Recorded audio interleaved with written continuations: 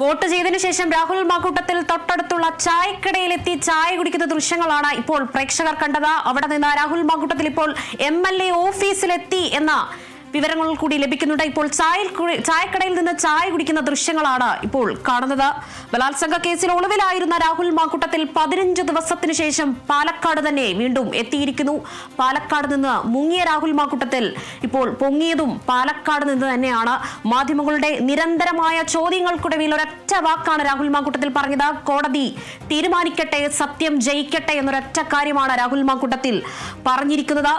ഏതായാലും 2 കേസിലും ബലാത്സംഗ ആരോപണമുള്ള 2 കേസുകളിലും രാഹുൽ മാക്കൂട്ടത്തിന് മുൻകൂർ ജാമ്യം അല്ലെങ്കിൽ അറസ്റ്റ് വിലക്കേർപ്പെട്ടതിനെ തുടർന്ന് രാഹുൽ മാക്കൂട്ടൻ എന്തായാലും ഇനി പുറം ലോകത്തേക്ക് എത്തുമെന്നൊരു അഭ്യൂഹങ്ങൾ നിലനിന്നിരുന്നു. ഇതിന്റെ അടിസ്ഥാനത്തിൽ ഇന്നലെ തന്നെ രാഹുൽ മാക്കൂട്ടത്തിന്റെ പ്രതികരണത്തിലേക്ക് പാലക്കാട് ഉണ്ടാവും, ഇവിടെ തന്നെ ഉണ്ടാവും. ഇപ്പോ ഈ കോടതിയിലൊക്കെ നോക്കുകയാണ് മുൻകൂർ ജാമ്യം. എനിക്ക് പറയാനുള്ള ആകെയുള്ള മറുപടി ഞാൻ പറഞ്ഞു കഴിഞ്ഞു. എനിക്ക് പറയാനുള്ളതും എനിക്കെതിരെ പറയാനുള്ളതും ഏറ്റവും ബഹുമാനപ്പെട്ട നീതിന്യായ കോടതിയുടെ മുൻപാകെയുണ്ട്. ഇനി കോടതി തീരുമാനിക്കട്ടെ, സത്യം ജയിക്കുമെന്നുള്ള ഉത്തമമായ ആത്മവിശ്വാസമുണ്ട്. ഇതിനപ്പുറം ഒരു വാക്ക് എനിക്കിപ്പോൾ പറയാനില്ല. കോടതിയിൽ ഇരിക്കുന്നതുകൊണ്ട് വേറെ ഒന്നും പറയാനില്ല എന്നാണ്. ഈ രണ്ടാമത്തെ പരാതിയുമായി ബന്ധപ്പെട്ട് രാഹുലിന് ഒന്നും പ്രതികരിച്ചിട്ടില്ല എന്ന് മാത്രമല്ല, സ്വാഭാവികമായിട്ട് അതിന്റെ ചോദ്യങ്ങളിൽ ഒഴിഞ്ഞു മാറുകയാണോ? ഈ പാർട്ടി നടപടി എങ്ങനെയാണ് കാണുന്നത്? അത് രാഹുൽ പ്രതീക്ഷിച്ചിരുന്നു. നടപടി പ്രതീക്ഷിച്ചിട്ടുണ്ടായിരുന്നു. പാർട്ടിയിൽ വലിയ വിശ്വാസമൊക്കെ അർപ്പിച്ചിരുന്നു. പാർട്ടിയിൽ നിന്ന് ഇപ്പോ പൂർണ്ണമായിട്ട് സസ്പെൻഷൻ എന്നുള്ള രമേശ് ചെന്നിത്തല ഉൾപ്പെടെയുള്ള ആളുകൾ രൂക്ഷമായ വിമർശനം ഉന്നയിച്ചുകൊണ്ടാണ് അവസാന ഘട്ടത്തിൽ രംഗത്ത് വന്നത്. താങ്കൾക്ക് അതിനെക്കുറിച്ചൊന്നും പ്രതികരിക്കാനില്ലേ?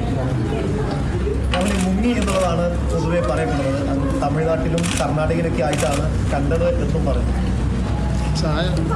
രാഹുൽ ഒളിവിലായിരുന്നു എന്നാണ് പറയുന്നത്. വിളിച്ചിട്ട് കിട്ടിയിരുന്നില്ല, ബന്ധപ്പെടാൻ കഴിഞ്ഞിരുന്നില്ല പാലക്കാടല്ലേ. ഒന്നിനും ഇനി മാറിയില്ലാന്നാണോ? ഇനി മാധ്യമങ്ങളോട് പ്രതികരണം ഇല്ല എന്നുള്ളതാണ്. അതായത് കേസ് തീരുന്നവരെ പ്രതികരണം ഇല്ല എന്നാണ് ഈ വിഷയത്തിൽ. പാലക്കാട് തുടരും, എന്താ നീക്കം?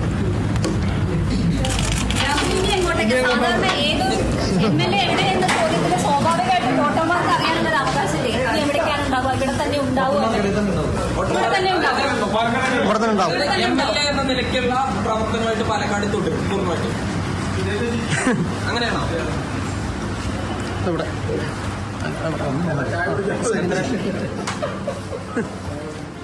യെസ്, രാഹുൽ മാക്കൂട്ടത്തിന്റെ പ്രതികരണമാണ് ഇപ്പോൾ കേട്ടത്. നിരന്തരമായ മാധ്യമങ്ങളുടെ ചോദ്യത്തിനൊടുവിൽ ഒരൊറ്റ മറുപടിയാണ് രാഹുൽ മാക്കൂട്ടത്തിൽ പറഞ്ഞത്. കോടതി അന്വേഷിക്കട്ടെ, സത്യം ജയിക്കട്ടെ എന്നതും. അവസാനം മാധ്യമപ്രവർത്തകർ ചോദിച്ചു, വോട്ടർമാരുടെ ഒരു അവകാശം എന്ന രീതിയിൽ ചോദിക്കുകയാണ്, MLA എന്ന നിലയിൽ പാലക്കാട് ഉണ്ടാകുമോ? ഞാൻ പാലക്കാട് ഉണ്ടാകുമെന്ന കാര്യം തന്നെയാണ് രാഹുൽ മാക്കൂട്ടത്തിലും പറയുന്നത്. ഏതായാലും ഞാൻ ഇവിടെ തന്നെ കാണും എന്നൊരു കാര്യം പറയുന്നുണ്ട്. ഞാൻ പറയാനുള്ളത് പറഞ്ഞു, കോടതി തീരുമാനിക്കും, സത്യം ജയിക്കട്ടെ. ഈ ഒരൊറ്റ കാര്യം മാത്രമാണ് രാഹുൽ മാക്കൂട്ടത്തിൽ പറയുന്നത്. ബാക്കിയൊന്നും മാധ്യമങ്ങളോട് അദ്ദേഹം പ്രതികരിച്ചിട്ടില്ല. വിവരങ്ങളുമായി ആന്റണി ഉണ്ട്. ആന്റണി, എന്തായാലും രാഹുൽ മാക്കൂട്ടത്തിൽ പാലക്കാട് തന്നെ തുടരും എന്നൊരു കാര്യത്തിൽ വ്യക്തത വന്നിരിക്കുന്നു. ഞാൻ ഇവിടെ തന്നെ കാണും, കോടതി തീരുമാനിക്കും, സത്യം ജയിക്കട്ടെ. ഈ ഒരൊറ്റ വാക്കിൽ നിന്ന് അണുകിട മാറാതെയാണ് രാഹുൽ മാക്കൂട്ടത്തിൽ മാധ്യമങ്ങൾക്ക് മുന്നിൽ നിൽക്കുന്നത്. എങ്ങനെയാണ് ആന്റണി? അതെ, ഇതുപോലൊരു വൈകുന്നേരം രാഹുൽ മാങ്കൂട്ടത്തിൽ പോയതാണ് പാലക്കാട് നിന്ന്. ഏതായാലും അതുപോലെ ഒരു വൈകുന്നേരത്ത് തന്നെ രാഹുൽ മാങ്കൂട്ടത്തിൽ ഇപ്പോൾ തിരിച്ചെത്തിയിരിക്കുന്നു. രാഹുൽ മാങ്കൂട്ടത്തിൽ വോട്ട് ചെയ്തതിനു ശേഷം തൻ്റെ MLA ഓഫീസിലേക്ക് 15 ദിവസത്തിന് ശേഷം തൻ്റെ MLA ഓഫീസിലേക്ക് എത്തിയിരിക്കുന്നു എന്നുള്ളതാണ് ഏറ്റവും പ്രധാനപ്പെട്ട കാര്യം. ആദ്യം കുന്നത്തൂർമേട് സ്കൂളിലെത്തി വോട്ട് രേഖപ്പെടുത്തി. അതിനുശേഷം അടുത്തുള്ള ചായക്കടയിൽ കയറി ചായ കുടിച്ചു. അതിനുശേഷമാണ് ഈ ഓഫീസിലേക്ക് MLA ഓഫീസിലേക്ക് എത്തിയത്. അതിനു മുൻപ് ആ തൊട്ടടുത്ത് രാഹുൽ മാങ്കൂട്ടത്തിൻ്റെ ഓഫീസിന് മുന്നിൽ ഒരു വീടുണ്ട്. ആ വീട്ടിലെത്തി അവിടെയുള്ള ആളുകളുമായി സംസാരിക്കുകയും ചെയ്തു. അതിനുശേഷമാണ് ഈ ഓഫീസിലേക്ക് രാഹുൽ മാങ്കൂട്ടത്തിൽ പ്രവേശിച്ചത്. ഏതായാലും അന്ന് ഈ പരാതി നൽകിയതിന് പിന്നാലെ തന്നെ അന്ന് സ്റ്റാഫ് അടക്കം ഈ ഓഫീസിൽ നിന്ന് പോയതാണ്. അതിനുശേഷം പിന്നീട് ഈ വാർത്തകളൊക്കെ വന്ന ഘട്ടത്തിൽ ഈ സ്റ്റാഫ് തിരിച്ചു വരികയും പിന്നീട് ഓഫീസ് തുറക്കുകയും ചെയ്തിരുന്നു. പക്ഷേ ആ ഘട്ടത്തിലൊന്നും രാഹുൽ മാങ്കൂട്ടത്തിനെ കുറിച്ച് ഒരു വിവരവും ഉണ്ടായിരുന്നില്ല. ഏതായാലും ഏതായാലും ഇപ്പോൾ രാഹുൽ മാങ്കൂട്ടത്തിൽ നിയമത്തിൽ തനിക്ക് വലിയ വിശ്വാസമുണ്ട്, ആത്മവിശ്വാസമുണ്ട്, സത്യം തെളിയുമെന്ന വിശ്വാസം തനിക്കുണ്ട്. തനിക്ക് പറയാനുള്ളത് താൻ കോടതിക്ക് മുന്നിൽ പറഞ്ഞിട്ടുണ്ട്. അതുകൊണ്ട് തന്നെ തനിക്ക് സത്യം ജയിക്കുമെന്നുള്ള വിശ്വാസമുണ്ട് എന്നുള്ളതാണ് രാഹുൽ മാങ്കൂട്ടത്തിൽ ആവർത്തിച്ച് പറഞ്ഞത്. അതേസമയം കോൺഗ്രസുമായി ബന്ധപ്പെട്ടുള്ള അല്ലെങ്കിൽ ഈ പാർട്ടിയിൽ നിന്ന് പുറത്താക്കിയതുമായി ബന്ധപ്പെട്ടുള്ള ചോദ്യങ്ങളോടൊന്നും രാഹുൽ മാങ്കൂട്ടത്തിൽ പ്രതികരിച്ചില്ല.